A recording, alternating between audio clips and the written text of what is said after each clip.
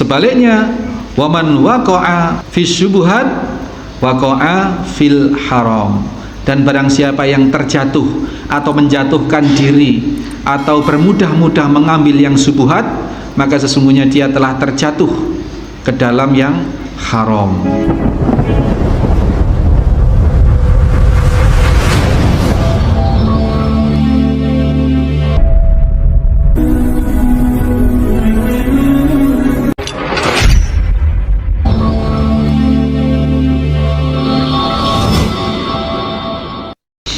Bismillahirrahmanirrahim. Assalamualaikum warahmatullahi wabarakatuh.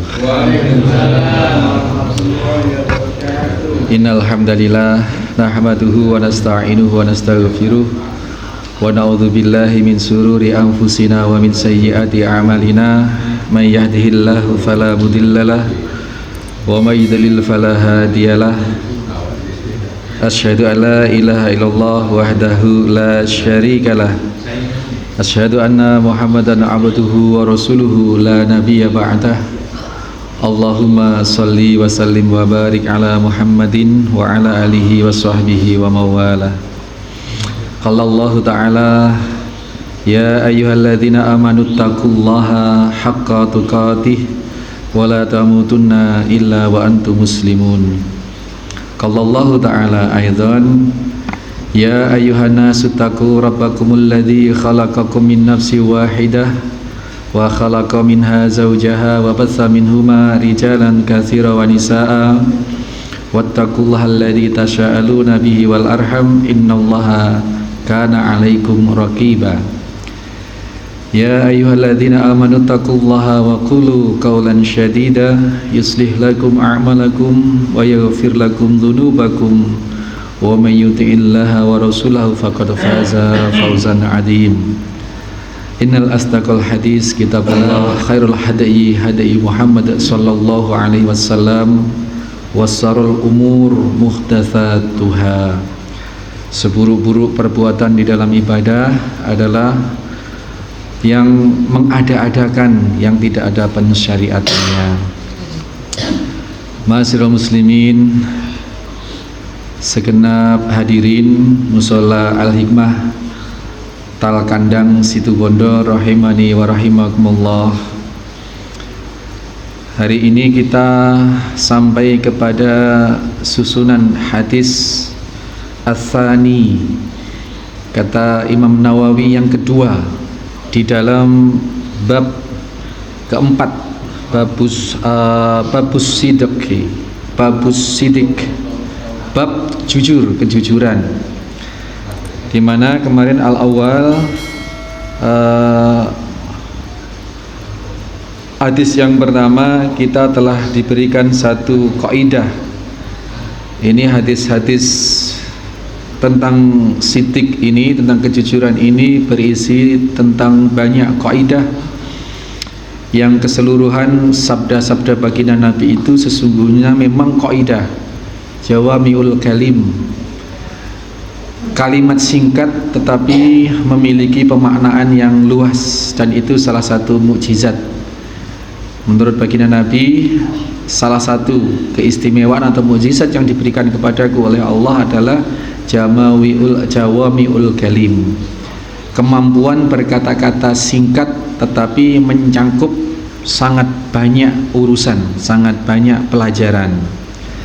Termasuk yang kemarin kita telah diberikan pengajaran yang sedemikian berharga, bahwasannya as-sidqu yahdi ilal birri wa innal birri yahdi ilal jannah. Jadi awal mula dari surga itu, terminal surga itu diawali berangkat dari kejujuran.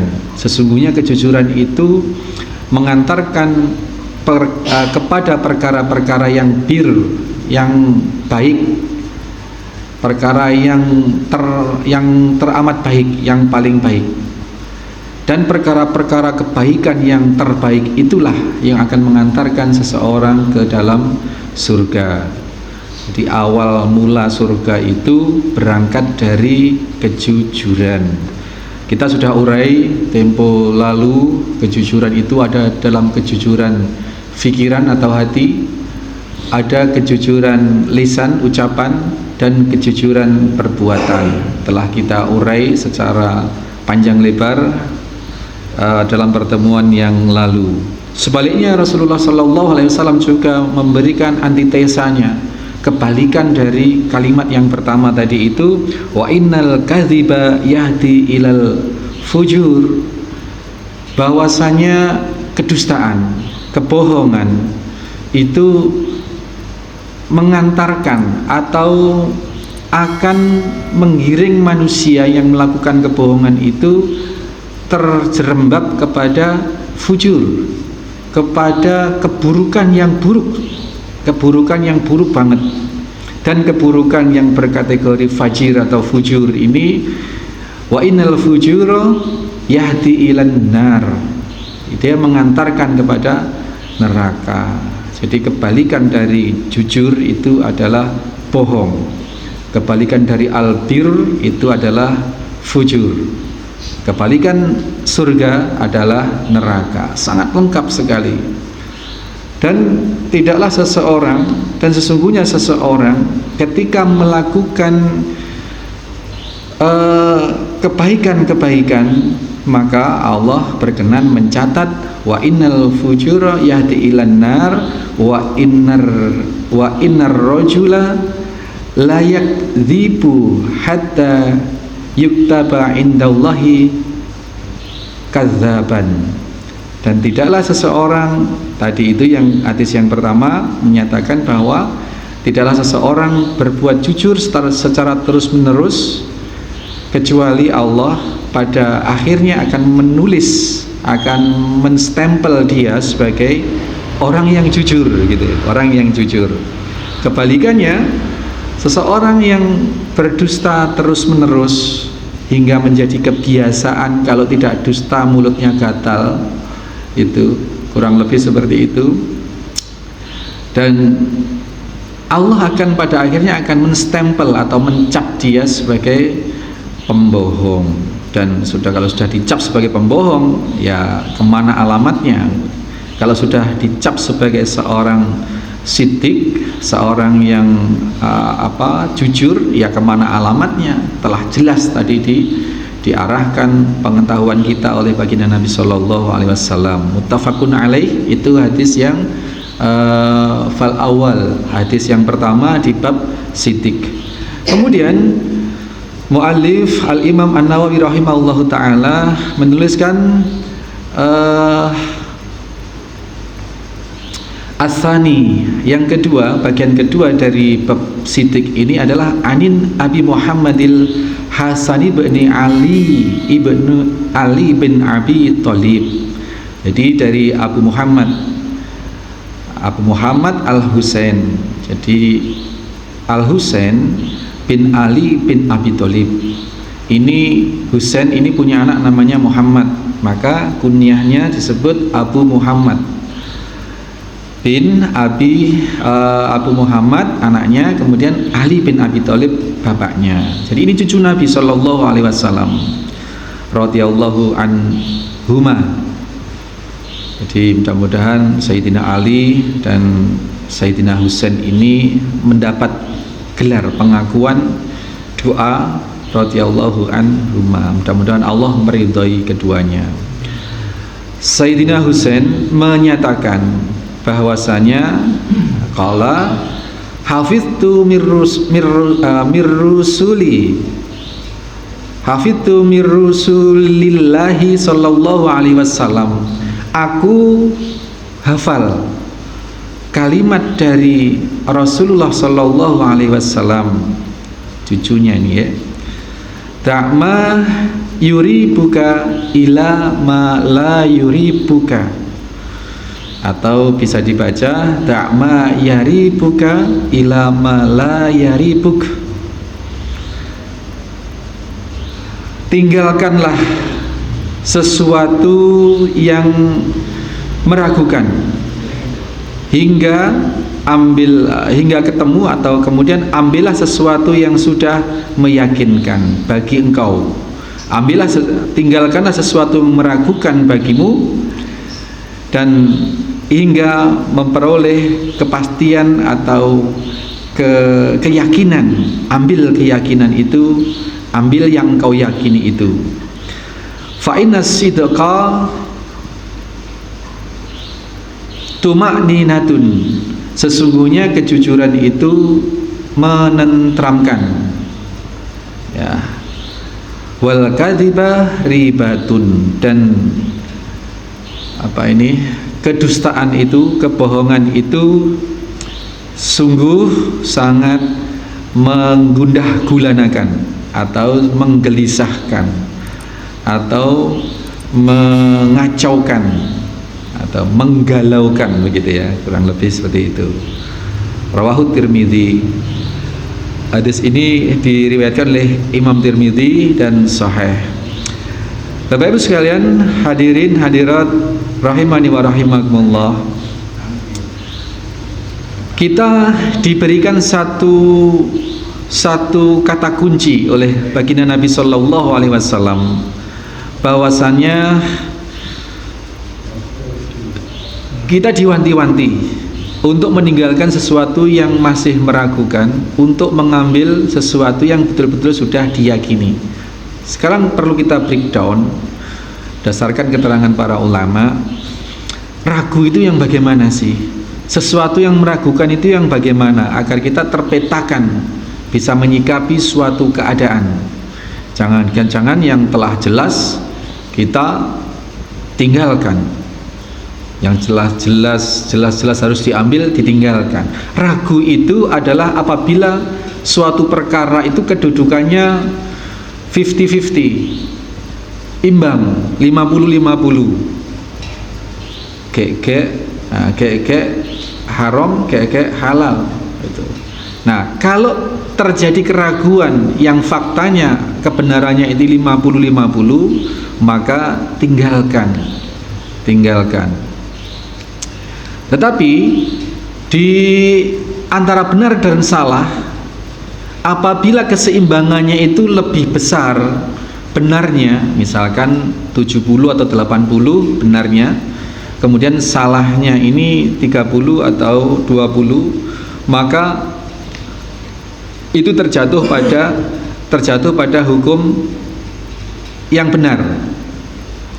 Jadi sesuatu yang meragukan itu kedudukannya apabila 50-50. Tetapi sesuatu yang yakin itu kedudukannya ada dua, lebih besar benarnya atau 100% benar.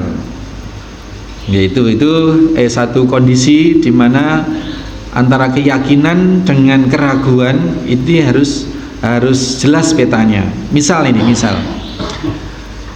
tadi setelah sholat bangun qiyamul lail, sudah wudu Pak, sudah wudu dan sudah sholat memang. Nah, tetapi kesininya sampai subuh itu tadi lupa, saya tadi sudah batal belum ya, gitu. Nah, sudah batal apa belum ya, ini yang dimaksud keraguan-raguan. Yang pasti adalah bahwa tadi itu sudah wudu. Maka keraguan seperti ini tinggalkan saja, tinggalkan. Senyampang tidak diketahui jelas bahwa sudah buang angin atau jelas sudah tertidur, maka hal-hal yang semacam keraguan yang semacam ini kebenarannya kurang dari 50, sehingga perlu ditinggalkan. Itu ya. Nah, ulama membagi keraguan ini menjadi 3 dari hukum asalnya. Kalau hukum asalnya haram, maka apabila terjadi keraguan maka harus ditinggalkan yang keharaman itu. Apabila hukumnya mubah, maka boleh diambil, boleh tidak. Dan apabila hukumnya nyata-nyata halal, dari hukum asalnya itu halal, maka terhukumi halal. Misal nih, kita pergi ke suatu daerah yang daerah itu mayoritas masyarakatnya masyarakat musyrik, Pak.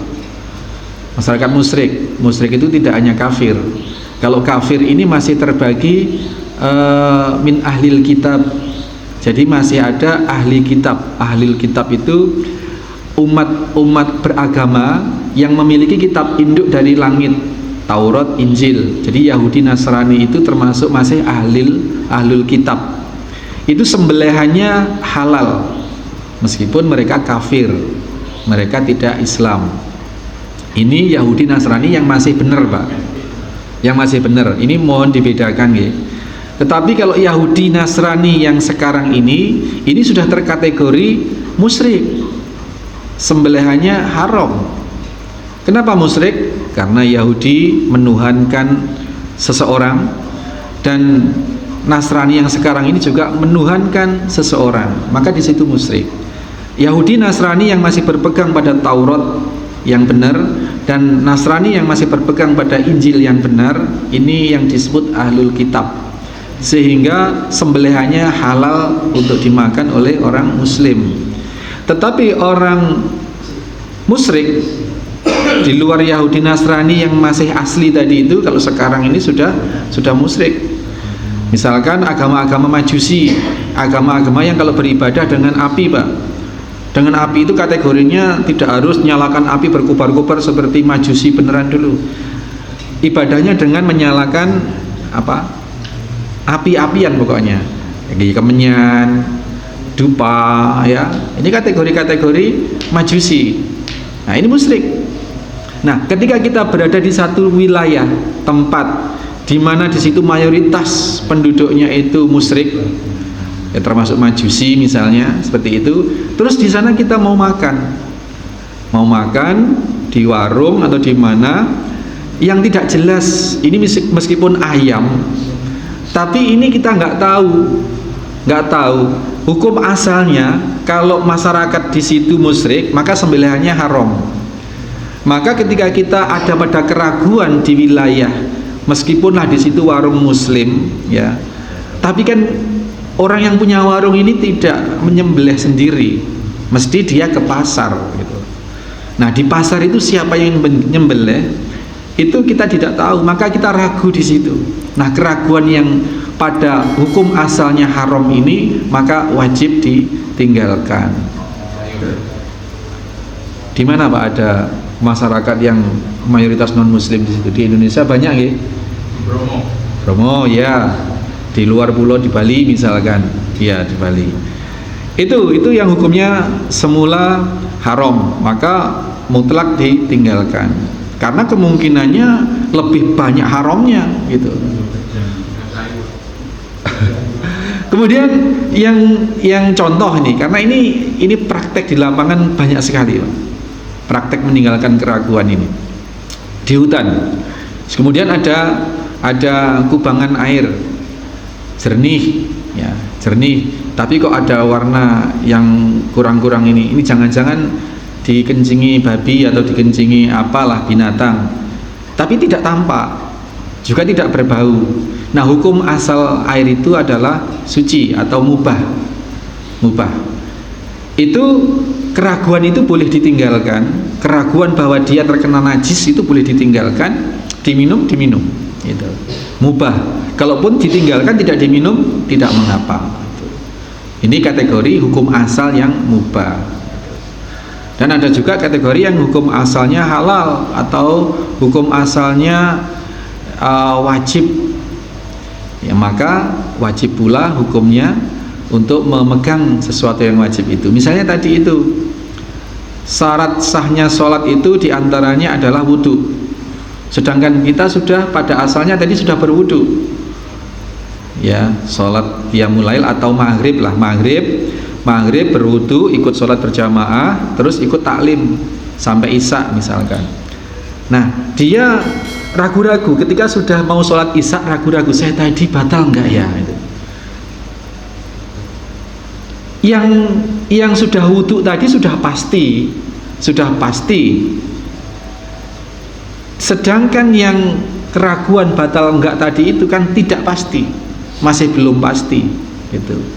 Maka hal ini boleh keraguan tadi itu dibuang, dianggap belum batal. Nah, itu nggih. Jadi beberapa kategori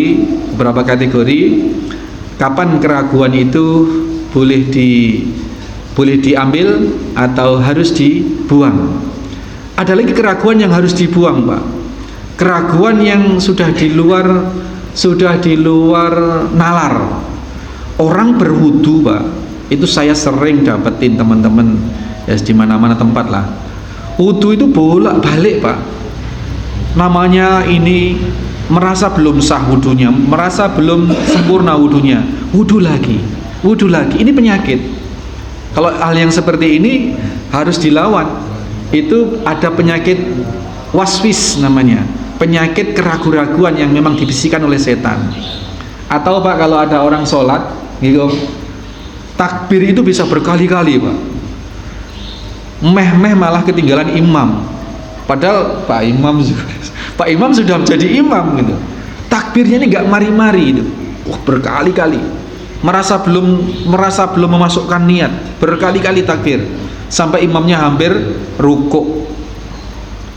Ini penyakit. Keraguan yang seperti ini mutlak harus dilawan, harus ditinggalkan. Ini keraguan semacam itu. Nah, kemudian pelajaran yang bisa kita ambil dari hadis ini mengajarkan kita untuk warok.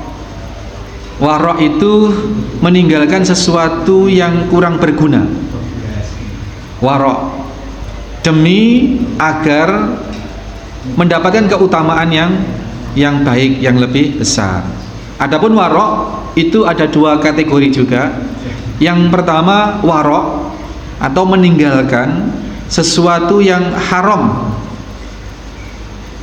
Warok meninggalkan sesuatu, warok di dalam meninggalkan sesuatu yang haram dan yang makruh atau yang subuhat. Di warok ini kategori warok yang wajib. Warok yang wajib terhadap sesuatu yang haram atau terhadap sesuatu melanggar larangan harus ditinggalkan. Adapun terhadap sesuatu yang subuhat itu juga harus ditinggalkan. Karena ada sabda Nabi di hadis yang lain menyatakan bahwa innal halala bayyinun wa innal harama bayyinun. Perkara yang halal itu sudah jelas dan perkara yang haram itu juga sudah jelas. Wa bainahuma, di antara haram dan halal itu umurum mustabiha, ada kesamar-samaran. Dan kesamar-samaran yang semacam inilah tadi itu yang berkategori 50-50, 50-50, ini yang wajib ditinggalkan.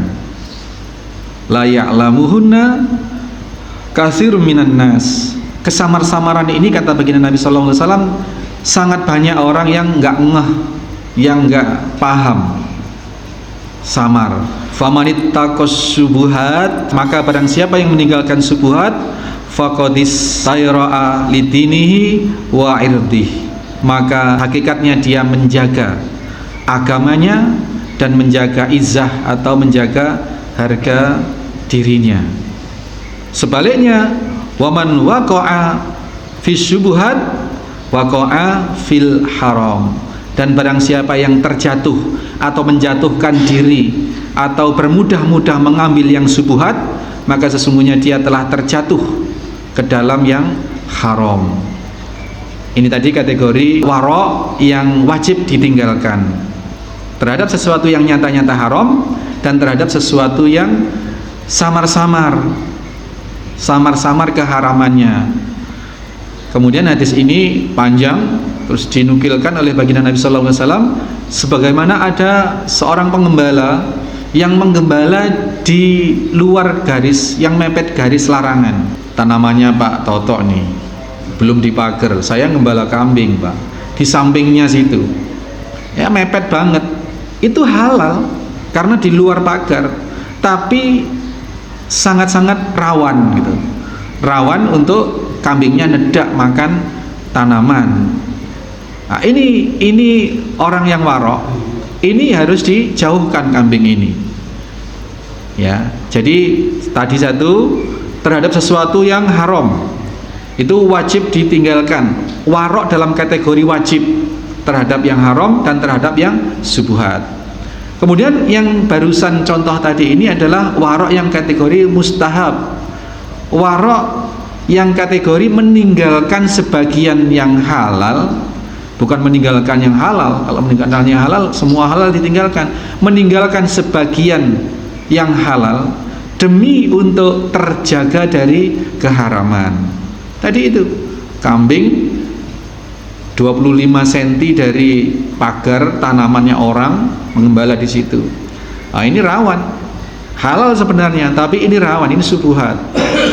Maka demi agar terjaga tidak menerak larangan, kambing dijauhkan. Sesungguhnya setiap raja, kata baginda Nabi dalam hadis ini, setiap penguasa itu punya garis-garis larangan, dan Allah juga punya garis larangan, yakni antara halal dan haram, yang sesungguhnya sangat jelas tadi itu statusnya. Di antara bukti kualitas keimanan seseorang adalah apabila dia mampu beristiqomah untuk menjaga diri di dalam sikap warok tadi itu, baik warok yang wajib maupun warok yang mustahab tadi, yang meninggalkan sebagian larangan, meninggalkan sebagian yang halal demi agar terhindar dari sesuatu yang haram. Nah, kemudian terhadap keyakinan ini ada satu kaidah yang dirumuskan oleh para ulama, yaitu al-yakin la yazullu bisak. Sesungguhnya sesuatu yang sudah yakin itu, yang sudah benar-benar benar yakin, ini tidak bisa dianulir, tidak bisa dihapus, tidak bisa dihilangkan hanya oleh sesuatu yang meragukan. Itu nggih. Jadi sudah nyata-nyata benar bahwa pensyariatannya itu adalah demikian, bahwa sholat 5 waktu itu wajib misalkan, sudah jelas. Nah, kemudian ada orang yang ragu-ragu, loh, sholat 5 waktu itu wajib, tapi kan untuk negeri yang sudah hukum Islam diterapkan. Lah, Indonesia ini masih negara Pancasila, belum negara Islam. Jadi artinya belum berlaku hukum Islam. Jadi sholat ini belum wajib. Ada yang berpendapat seperti itu, Pak. Ini viral ini pendapat ini. Panji Gumilang, ya toh, dibocorkan oleh yang namanya Pendeta Saifuddin. Pendeta Saifuddin itu mantan orang dalamnya Zaitun. Sekarang terus jadi pendeta, ngoceh tentang melecehkan Islam, takut sekarang di Amerika jadi pemulung, jadi pendeta. Pendeta sambil mulung, di sana tetap ngoceh, Pak. Termasuk kasus-kasus aktual di Indonesia itu ngoceh, yang intinya itu memojokkan Islam dan kaum muslimin. Jadi umatnya di mana, hukumnya di mana, nggak nyambung katanya. Di dalam Zaitun itu benar, di Zaitun itu sholat itu tidak wajib kata ini. Tapi memang di sana di dalamnya itu seperti itu. Kalaupun sholat itu ya untuk latihan sholat saja, latihan menegakkan syariat. Ketika nanti NII, negara Islam itu sudah berdiri, baru wajib benar sholat 5 waktu itu. Ini orang ragu, Pak, akhirnya orang-orang yang imannya lemah ragu. Iya ya, kan ini belum negara Islam, jadi masih boleh ini, nggak salat boleh karena hukumnya belum bisa diterapkan. Gitu. Ngece ini, Pak, ya. Ini ngece, ini pelecehan banget ini. Nah, sesuatu yang sudah betul-betul hak seperti ini tidak bisa dianulir oleh satu keraguan. Iya enggak ya? Kan percuma kalau saya sholat kalau begitu, kalau masih ada di Indonesia. Kalau di Arab Saudi atau di Brunei barulah memang sudah jadi negara Islam. Di Pakistan misalnya. Di Indonesia masih ragu. Nah, ini da'ma yuribuka ilama la yuribuk. Tinggalkan yang masih meragukan, tinggal dan ambil sesuatu yang sudah menjadi kepastian. Dan al-yakin la yazullu bisak, sesuatu yang sudah mutlak benar tidak bisa dianulir oleh sesuatu yang diragukan, gitu. Ini beberapa kaidah, beberapa faedah. Kemudian as-sidqa, jadi itu kejujuran, tumakninatun, menenteramkan, Pak. Orang kalau jujur itu tanpa beban. Orang kalau jujur itu tanpa beban, nggak punya pikiran apa-apa, sudah sejujur-jujurnya, ngomong apa adanya, blak kotak, istilahnya di kampung saya itu blak kotak, ngomong apa adanya, jujur ya dalam hal kebaikan. Tapi jangan sampai, Pak, jujur menceritakan aibnya sendiri, ya, jujur menceritakan aib sendiri. Ini diancam oleh Allah, yang diantara orang yang tidak akan diampuni oleh Allah. Kullu ummatin mu'affa illa mujahirin, sesungguhnya setiap umatku akan diampuni oleh Allah Subhanahu wa taala kalau dia bertobat tentunya dan tidak membawa kesyirikan, illal mujahirun, kecuali orang-orang yang mujahir. Kalau muhajir itu orang yang berhijrah, mujahir itu orang yang membuka aibnya sendiri padahal Allah telah menutupi. Ini subhanallah, kadang jujur tapi ngebret aibnya sendiri, aib keluarganya sendiri. Aib itu, dosa itu tidak boleh diceritakan, tidak boleh diceritakan kecuali dalam rangka memperoleh pensucian dari yang berwenang. Misalnya kalau di dalam yang lalu kita sudah pernah bahas itu ya, ada wanita hamil dari berzina, kemudian datang ke waliul amr, kepada Rasulullah, ngaku dan minta disucikan, minta ditegakkan hukum had dalam rangka dia bertaubat. Itu di bab taubat. Itu boleh datang kepada waliul amr yang bisa menghukumi atau bisa menegakkan had, menegakkan hukum sehingga taubatnya itu terpenuhi syaratnya. Itu boleh. Tapi tidak sembarang ke orang, Pak, tidak sembarang orang. Ke ustadz sekalipun menceritakan aib atau dosa-dosanya itu tidak perlu, gitu loh, tidak perlu. Kalaupun ingin ilmu cara bertaubat, ya tanya saja tentang cara-cara bertaubat yang benar, taubatan nasuha itu seperti apa. Tidak perlu lantas mengutarakan dosa-dosanya. Ini terancam oleh tadi itu, tidak diampuni oleh Allah Subhanahu wa taala, termasuk mujahir. Ini hati-hati. Jujur tapi harus terkontrol. Jujur itu omong apa adanya, tapi ya harus terkontrol.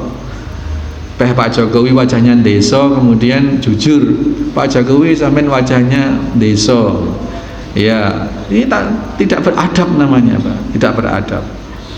Itu ya. Jadi jujur, dan jujur itu dalam kebaikan itu menjadi syarat ketentraman. Kalau sudah jujur, ngomong apa adanya, ngalor yang ngalor, ngidul yang ngidul, begitu, sesuai dengan keperluan dia jujur. Kalau yang menceritakan dosa tadi kan sesuatu yang tidak perlu, bahkan terlarang gitu. Nah sebaliknya, wal kadziba ribatun. Orang kalau sudah bohong itu, Pak, yang pertama yang menjadi alasan dia gelisah adalah jangan-jangan yang saya bohongi tidak percaya. Atau kalau yang dibohongi itu ada gelagat tidak percaya, orang yang sudah berbohong tadi itu akan membuat kebohongan guna menutupi kebohongan sebelumnya, sehingga kegelisahannya bertumpuk-tumpuk, Pak. Ini ya, ngomong A, ya ngomong sudah ke pasar, padahal nggak ke pasar. Terus emang kamu ke pasar ngapain? Saya beli, ya, padahal tidak ke pasar, tidak beli. Akhirnya bohongnya ditambahi, saya harus beli ini tadi itu. Bohong lagi ya, Pak. Lu mana sekarang barangnya? Nah, nggak ada, bohong lagi, Pak. Oh tadi jatuh di sungai. akhirnya bohong terus. Nah, ini contoh sederhana dari kasus kebohongan yang ditutupi dengan kebohongan dan menimbulkan kegelisahan. Semakin bohongnya ditambahi, sesungguhnya semakin menjerit, semakin menderita, semakin gelisah, semakin gundah. Sesungguhnya semacam itu. Kemudian ada alasan macam-macam. Oh tidak, gini. Kita lebih percaya dengan sabda Nabi Shallallahu Alaihi Wasallam, karena wama yutiku ilal anil hawa, karena Nabi Shallallahu Alaihi Wasallam itu omongannya itu bukan atas dasar kepintaran atau kreativitas atau kejeniusan beliau, tidak, semata ilham atau semata illa wahyu yuha, semata wahyu dari Allah Subhanahu wa taala. Sehingga kaidah rumusan semacam ini sesungguhnya bagi orang yang beriman sungguh tidak terbantahkan. Kita mau itu kan begini, tapi kalau begini misalkan nggak masuk. Bagi orang beriman ngugemi dawuhnya Kanjeng Nabi Sallallahu Alaihi Wasallam ini sudah cukup. Itu tidak perlu argumen berdasarkan ilmu psikologi, berdasarkan ilmu filsafat, macam-macam, nggak butuh. Maka butuh kita ketika Allah Subhanahu wa taala berfirman, ketika baginda Nabi Shallallahu alaihi wasallam bersabda, kita sami'na wa ata'na. Cukuplah kita belajar sabda-sabda yang sahih dari baginda Nabi Shallallahu alaihi wasallam dan kita yakini kebenarannya, kemudian kita ikuti, insya Allah selamat dunia akhirat. Demikian ya Bang. Ini bahan obrolan. Kita masih ada waktu beberapa menit ya.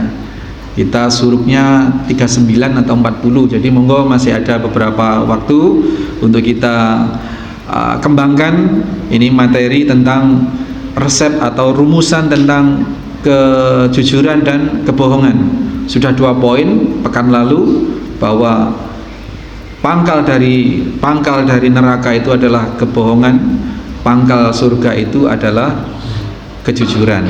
Nah, sekarang aplikasi di lapangan, di dunianya ini saja, bahwa kejujuran ini akan membawa pada ketentraman dan kebohongan ini akan membawa pada kegelisahan. Dan ketentraman ini sebenarnya sinyal.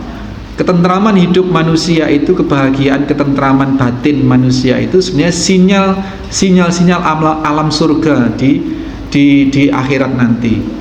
Dan orang yang hidupnya selalu nggak tenang dikarenakan kebohongan tadi itu sinyal-sinyal alam neraka yang kelak akan bakal dihuni kelak. Karena apa? Orang yang senantiasa bersikap jujur, maka tertulis oleh Allah dia sebagai orang yang jujur dan alamatnya surga. Orang yang senantiasa berdusta, selain gelisah-gelisah tadi itu, dicatat oleh Allah sebagai pendusta dan pasti alamatnya neraka. Naudzubillahi min dzalik. Demikian, mudah-mudahan apa yang kita bahas ini sekaligus menjadi doa agar kita terbimbing ke sesuatu yang kita bahas, sesuatu yang baik. Di antaranya terbimbing pada kejujuran dan kelak kita tercatat oleh Allah sebagai orang yang jujur dan ditempatkan di surga kelak. Amin Allahumma amin. Subhanakallahumma wa bihamdika asyhadu alla ilaha illa anta astaghfiruka wa atubu ilaik. Assalamualaikum warahmatullahi wabarakatuh.